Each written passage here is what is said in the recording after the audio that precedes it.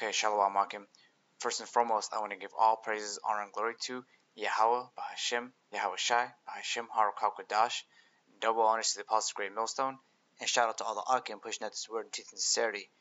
Alright, so this video is going to be another video on the Red Hebrew Edomite and his hatred for the Hebrew Israelites, the so-called blacks, Latinos, and Native Americans. Alright, so I got a few articles here lined up. I'm going to go ahead and read the header of this one. It says, Teenager arrested in Charlottesville after racist online threat shuts school for 2 days. Alright, so pretty much it was as an Edomite from I believe it was it's not Spain, but it was the country right next to it, Portuguese. Yeah, so the Red Hebrew Edomite in question here was a Portuguese descent. But that still goes. He goes back to the line of Esau. So I'm gonna go ahead and read parts of this article. It says right here. It says Chief Brackney condemned the vile, racially charged threat against students in Charlottesville, which is still dealing with the aftermath of a deadly white supremacist rally nearly 2 years ago. If you've been keeping up with the news 2 years ago, there was this really big rally in Charlottesville. It had a whole bunch of people. They had KKK signs and so forth and all that stuff, and it got real violent. Alright, so I'm gonna go just reading the main parts of this article. It says she added, the person who made the threat clearly understood what is going on in Charlottesville and what it feels like to live in Charlottesville. Images posted on social media appear to show a copy of the post on 4chan, an anonymous web forum where offensive views proliferate.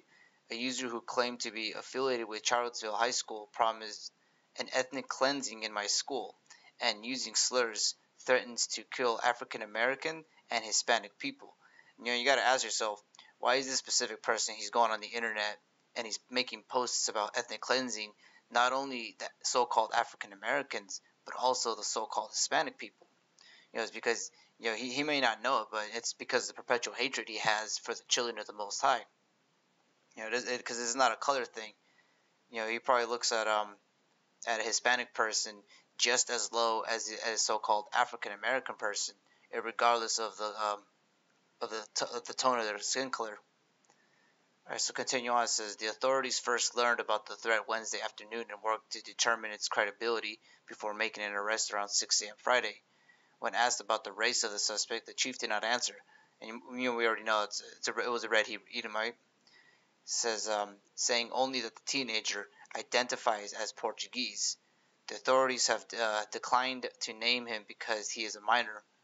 While white supremacist hatred long predates sites like 4chan or Reddit, online platforms can create and reinforce extreme beliefs, and extremist behavior online has preceded real-life violence in recent instances.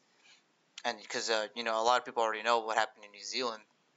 I personally believe it was real, but because a lot of people believe that it was a false flag. I haven't sat down and seen all the evidence of why it's a false flag. Because even if it was false or not, it was still a Red Hebrew Edomite portraying how he feels for non-Red Hebrew Edomites, or just in anybody in general. Because he's the border of wickedness. Once he comes out the womb, he's just gonna do what he does as a Red Hebrew Edomite. Alright, so continue on. It says the suspect in a mass shooting that killed 50 people at a mosque in New Zealand last week seemed to have planned the attacks as an online performance. He teased this act on Twitter, announced it on online message board 8chan, and appeared to have posted a 74 manifesto online before streaming the massacre on Facebook. Yeah, because all you Red Hebrew Edomites, you're very tacky. You guys do the same thing, that your other Red Hebrew Edomite brothers do. You'll say the N word and stuff like that. And then so whenever they do something, if they did or didn't from that one New Zealand thing, they just go full blown death angel on everything, just start shooting everything they can. Alright, so here's another article. It says Germany fans filmed shouting racist and Nazi chants during turned themselves in. So I guess there was a soccer game, and so all the German people were, well, there's three in particular, they were Red Hebrew Edomites. They were chanting a whole bunch of racial slurs. I'm just gonna read a few of this article. It says Voigt said the men had chanted "Hail Hitler" and shouted, we need another small Austrian." Every time Sane touched the ball, they insulted his color. Gundogan was insulted as a Turk. They spoke in pseudo-Turkish accents every time he had the ball, and then they'd start again with "black, black, black." And the men are aged between 30 and 40, said Figgy. And that's just the red Hebrew Edomite doing what he does. And here's another article, and this one's recent. This one was actually posted today. It says in the header, "Pick my cotton, N-word. University of Georgia frat suspended over racist video." And I'm gonna go ahead and play the video right here. Pick my cotton, bitch. Pick my cotton, bitch. Well, you're not using the right words. Pick my... Do it, you won't. No balls. Wait, get a video of it. Pick my cotton, nigger. Yeah, and they think it's funny. Alright, so I'm just going to read, a bit of this article, and then I'm going to get into the precepts. It says, a University in Georgia fraternity has been suspended after a video emerged showing the student mock whipping another saying, "Pick my cotton, N-word," and others watched and laughed. The video, which has circulated on social media, shows a member of the Tau Kappa Epsilon fraternity hitting a fellow member with a belt as he repeatedly says, "Pick my cotton, bitch." The other student, who is lying in his bed, shouts, "I'm not black," as the other in the room laugh. One then says, "You're not using the right word." Because it's in their spirit to, to be wicked, to hate their brother Jacob. So, one thing too is right now, the Red Hebrew Edomite is in rulership of the world, and that's why all this hatred proliferates through him. All this, like how the Hebrew Israelites, this is not their rest, this is not their kingdom, because we're seeking one to come, because we're gonna enjoy the kingdom while the Red Hebrew Edomites are in captivity. So I'm just gonna go ahead and read the precept to go with that. Is Hebrews 13 and 14. "For here we have no continuing city, but we seek one to come." Yeah, because right now, as the Red Hebrew Edomites are in charge of the world, a lot of racial profiling was going to happen. Like a lot of Jakes are in jail just for being Jakes. All right, so I'm going to read this right here about his perpetual hatred. This is Genesis 27 and 41.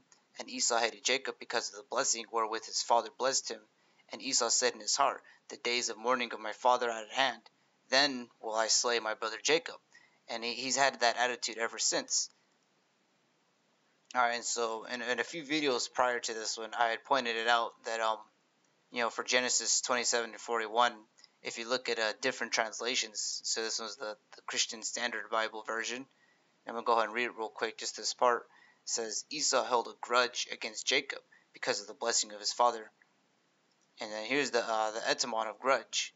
It says to murmur, complain, variant of grudge, meaning to begrudge, envy, wish to deprive of. Yeah, because the Red Hebrew Edomite, he has this perpetual hatred.